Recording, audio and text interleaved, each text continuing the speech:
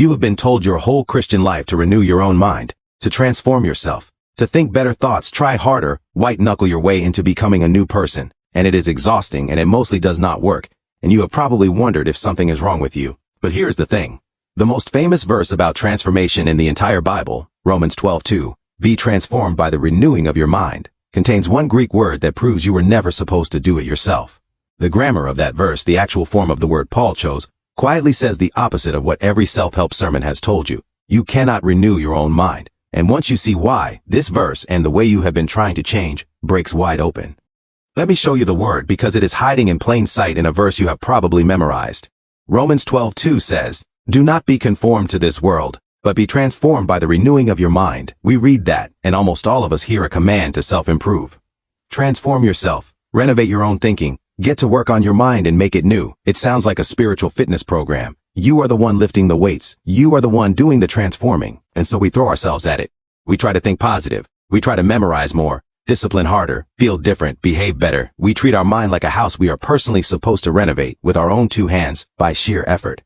And when we fail, when the same old thoughts come roaring back, when the anxiety and the lust and the bitterness and the fear return no matter how hard we try, we conclude that we are just bad at being Christians. But the problem was never your effort. The problem was that you misread the verb. The Greek word translated be transformed is metamorphoo, and you already know this word even if you have never heard it.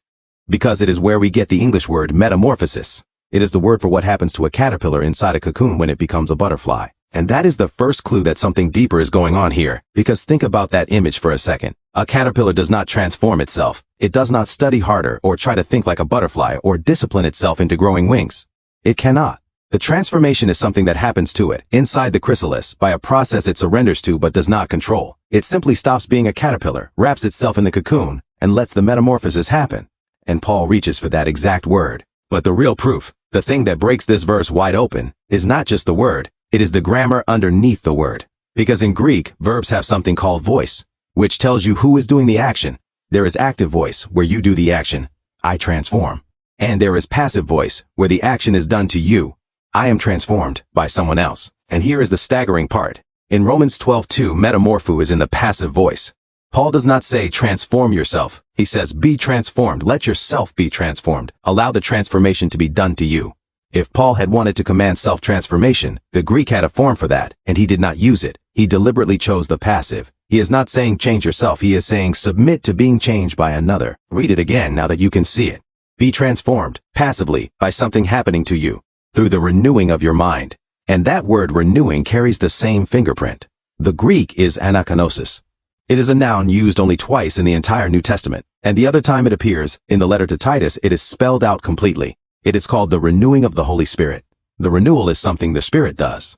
And when Paul uses the verb form of that same word elsewhere, writing to the Corinthians, he again puts it in the passive. Our inner self, he says, is being renewed, day by day.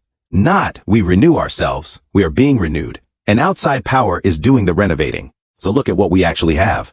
The transforming is passive. The renewing is passive. Twice in one short verse, Paul takes the work out of your hands. You are not the one who renovates the house. You are the house being renovated. You cannot renew your own mind any more than a caterpillar can will itself into wings. Now I have to stop here and be very honest with you, the way this channel always tries to be. Because this truth can be twisted in a dangerous direction. Saying you cannot transform yourself does not mean you do nothing. It does not mean you sit back, go limp, and wait passively for God to zap you while you keep living however you want. Because look at the very same passage. The verses right around this one are full of commands for you to obey. Present your bodies as a living sacrifice. Do not be conformed to this world. Those are things you actively do. So Paul is holding two things together at once, and we have to hold both, or we fall off one side or the other. You are not the source of the transformation, but you are absolutely responsible for the surrender. Think about the caterpillar again. It cannot create its own wings, but it does have to do something. It has to stop crawling around as a caterpillar and spin the cocoon and climb inside and stay there in the dark and let the process do its work. It surrenders to the transformation, even though it does not perform the transformation, and that is your part.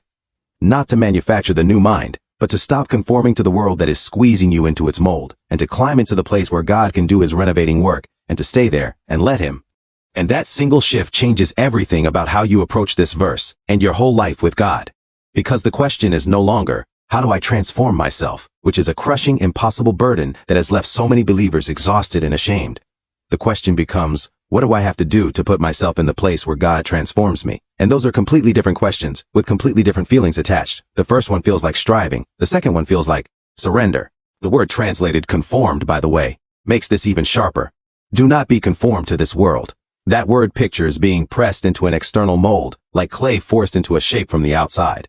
The world is constantly pressing you into its mold, its values, its fears, its definitions of success and beauty and worth, and it does it passively, without your permission, just by surrounding you. So Paul sets up a contrast. There are two forces that want to shape you. The world, pressing you from the outside into its mold, and God transforming you from the inside out. And the whole Christian life is about which of those two forces you yield to. You will be shaped by one or the other. The only question is which. So how does it actually happen, this transformation you cannot perform but must surrender to? Paul tells us, by the renewing of your mind. The Greek word for mind there is nous. It is the control center, the way you perceive and interpret all of reality, the lens you see everything through. And here is the beautiful logic of the verse. You are transformed on the outside as your mind is renewed on the inside. The behavior follows the perception. You do not change your life by gritting your teeth and forcing new behavior. You are changed as your very way of seeing is renovated by God, until you start to perceive reality the way He does, and the new behavior flows naturally out of the new sight. And how does God renew the nous, the lens? He does it primarily through His Word and His Spirit, working on you over time. This is why immersing yourself in Scripture is not another item on the self-improvement to-do list. It is the opposite. It is you climbing into the cocoon. It is you stopping the striving and placing your mind under the only thing that can actually renovate it from the inside. You are not renewing your mind by reading the Word. You are exposing your mind to the one who renews it. So let us put the whole thing together, because it lifts a weight off your shoulders that you may have been carrying for years. You were told to transform yourself, and you could not, and you felt like a failure. But the verse never asked you to.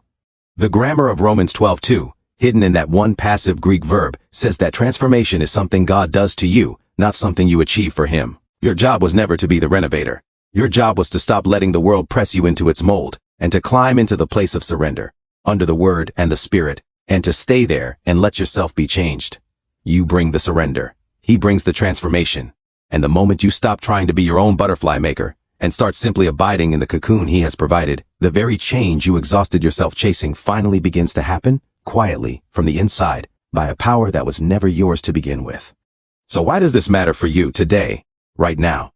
Because if you are tired, if you have been straining for years to fix your own mind, to defeat the same sin, to silence the same anxious thoughts, to become a different person by sheer willpower, and you are worn out and discouraged and convinced you are failing, this verse is not another demand, it is a release. The reason it has not worked is not that you are a bad Christian. It is that you have been attempting something God never assigned to you. You have been trying to do God's job and neglecting your own. God never asked you to transform yourself. He asked you to surrender, to stop conforming, and to abide, so you can lay down the impossible weight of self-transformation tonight. Not to do nothing, but to do the right thing, the only thing that was ever yours to do. Climb into the cocoon and let Him. I want to tell you what this asks of you this week. Not 3 things, not a list. One thing. Stop trying to renew your own mind, and instead, get into the cocoon. Just for this 1 week, change the entire way you approach your own transformation. Every time you catch yourself striving, white-knuckling, trying to force yourself to think better or be better by raw effort, stop. And instead of asking, how do I fix myself, ask, how do I put myself in front of God so He can do it? And then do that one thing. Open the Scripture, not as a task to perform, but as a place to be changed. Sit in His presence and say, I cannot transform myself, and I am going to stop trying. I surrender to being transformed by You. Here is my mind. Renew it, and then keep showing up day after day in the dark of the cocoon, trusting that the metamorphosis is happening even when you cannot feel the wings forming. Because it is. That is the promise hidden in the grammar. The God who began the work is the one who performs it, and He does not fail to finish what He starts. So here is my question for you. What is the one area of your life where you've been exhausting yourself trying to transform yourself that you need to finally surrender and let God renew instead? Tell me in the comments, even if it is just one word. I read every single one, and I pray for the people who are tired. If this lifted a weight off you, share it with one person you know who is worn out from trying to fix themselves. Subscribe, because every week on this channel we go past the surface, into the original languages, into what the Scriptures have actually been saying the whole time. Because next week, we are taking another word you thought you understood, and uncovering the world that has been hiding inside it. You were never the butterfly maker. You were always the caterpillar, invited into the cocoon. So stop striving and climb in. Walk close, and let yourself be transformed. I'll see you in the next one. God bless you.